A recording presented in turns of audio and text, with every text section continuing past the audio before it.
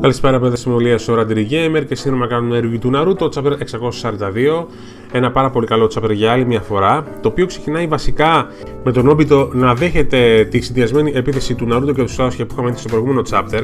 Αλλά από ό,τι φαίνεται ο Obito δεν παθαίνει απολύτως τίποτα, και αυτό συμβαίνει επειδή ο Obito χρησιμοποιεί ένα ninjutsu το οποίο ακυρώνει οποιοδήποτε jutsu πέσει απάνω του. Γενικότερα το jutsu το οποίο χρησιμοποιεί ο Obito είναι ένα jutsu το οποίο ακυρώνει οποιοδήποτε jutsu αγγίξει.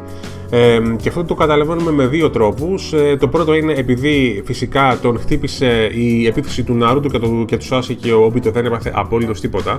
Βασικά την ακύρωσε την επίθεση, να το πω έτσι, το ακύρωσε το ninjutsu.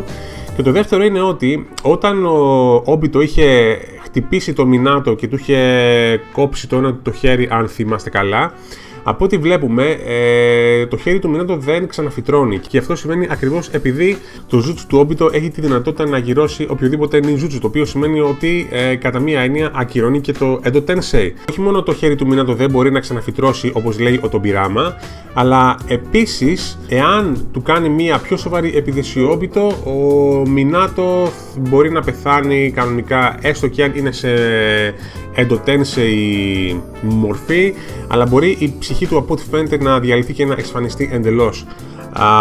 Ναι, το οποίο είναι ένα τρομερό πράγμα. Οπότε μιλάμε για ένα τρομερό και ένα πάρα πολύ επικίνδυνο ninjutsu, έτσι.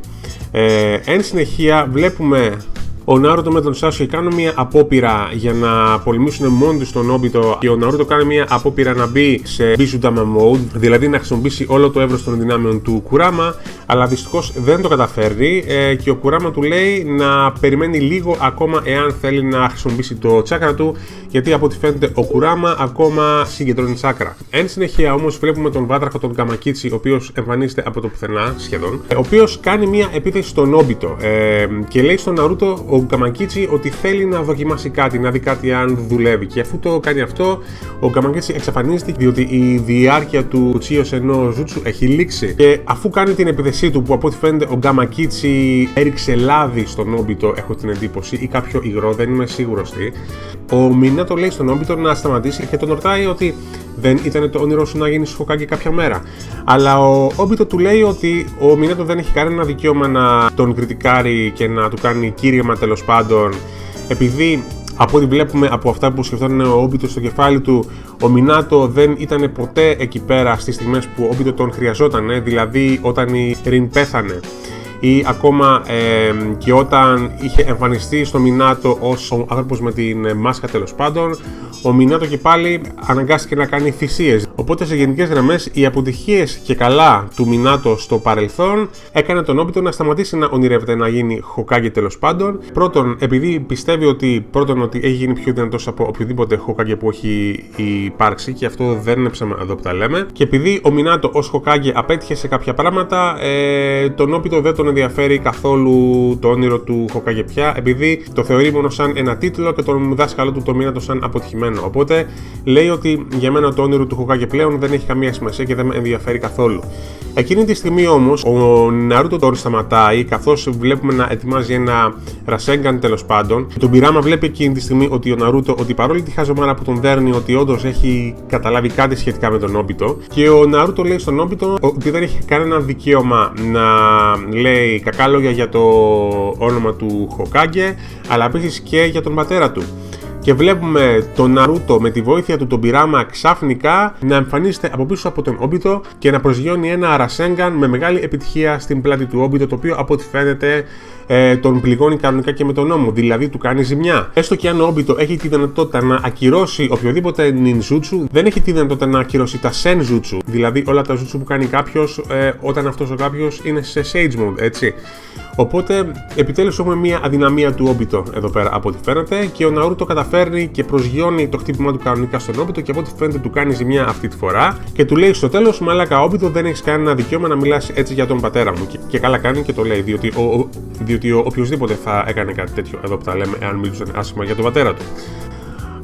Και εν συνεχεία, το άλλο το οποίο βλέπουμε είναι ίσως και το αγαπημένο μου κομμάτι σε όλο το chapter. Ξέρουμε ότι ο Minato είναι και αυτός σε Kyuubi mode, όπως είναι και ο Naruto, τέλος πάντων, επειδή έχει μέσα του το άλλο το μισό του Kyuubi. Ωραία. Βλέπουμε για πρώτη φορά το άλλο μισό του Ninetales, το οποίο είναι μέσα στον Minato, να του λέει ότι ο Naruto έχει εξελιχθεί πάρα πολύ και ότι έχει καταφέρει να κάνει το άλλο το μισό του Kurama, του Ninetales δηλαδή, να πάει με το μέρος του. Και το chapter τελειώνει εκεί και ο Minato φαίνεται έκπληκτος, γιατί είναι η πρώτη φορά που ακούει το άλλο μισό του Kyuubi, το οποίο είναι μέσα του να του μιλάει, το οποίο από ό,τι φαίνεται είναι η σκοτεινή πλευρά του Kyuubi, να το πω έτσι, ωραία.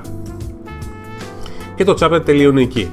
Λοιπόν, ήταν ένα πάρα πολύ ωραίο chapter, ένα γαμάτο chapter. Για άλλη μια φορά ήταν ένα chapter μάχης, ναι, ωραία.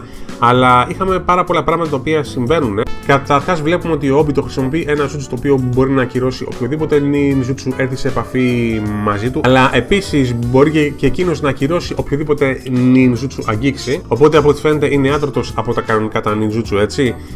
Όμως αυτό που βλέπουμε μετά είναι ότι τα senjutsu, δηλαδή τα jutsu τα οποία κάνει κάποιος όταν είναι σε sage mode, ότι μπορούν να τον πληγώσουν κανονικά. Και αυτό έχει μεγάλη σημασία, διότι αν σκεφτούμε ότι ο Obito είναι κάτι σαν την μετενσάρρωση του Sage of the Six Path, τότε μου φαίνεται λογικό ότι τα sage jutsu ότι μπορούν να τον πληγώσουν επίσης. Χάρηκα πάρα πολύ που ο Obito έφαγε κάποιο damage στη μάπα του επιτέλους. Και βλέπουμε επίσης τον Naruto να χρησιμοποιεί το μυαλό του και πάλι, αλλά βλέπουμε μετά τον Πειράμα, ο οποίος εκτιμάει τον Naruto για πρώτη φορά και του λέει και σκέφτεται ότι ο Naruto κατάλαβε ότι κάτι συμβαίνει με τα Sage Jutsu και γι' αυτό τον βοηθάει να προσγειώσει το Rasengan στην πλάτη του Obito. Χάρηκα πολύ που δεν είδα αυτή τη σκηνή, επειδή βλέπουμε τον Naruto επιτέλους μετά από τόσα chapter να αναλαμβάνει δράση και να κάνει κάτι το οποίο έχει σημασία, διότι σε όλα τα προηγούμενα chapter απλά φαίνεται ότι ακολουθούσε το Sasuke και δεν έκανε τίποτα άλλο.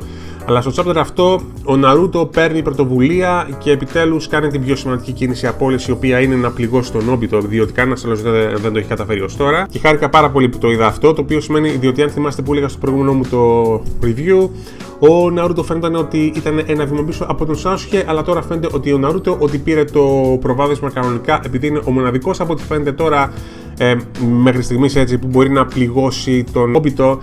Και επίσης ο Minato εκπλήσεται που ο Naruto που μπορεί να χρησιμοποιήσει τις Sage, τις τεχνικές, όπως και ο Jiraiya. Επίσης έχουμε και πάλι ένα ψιλοκήρυγμα από τον Obito που λέει στο Minato ότι γενικά, το λέω περιληπτικά, ότι ο Minato είναι ένας αποτυχημένος Hokage, και επειδή ο Minato απέτυχε σαν Hokage να προστατέψει την Rin και να προστατέψει και τον εαυτό του και τη γυναίκα του, τέλος πάντων, ότι γι' αυτό ο Obito σταμάτησε να κυνηγάει το όνειρο του Hokage κλπ.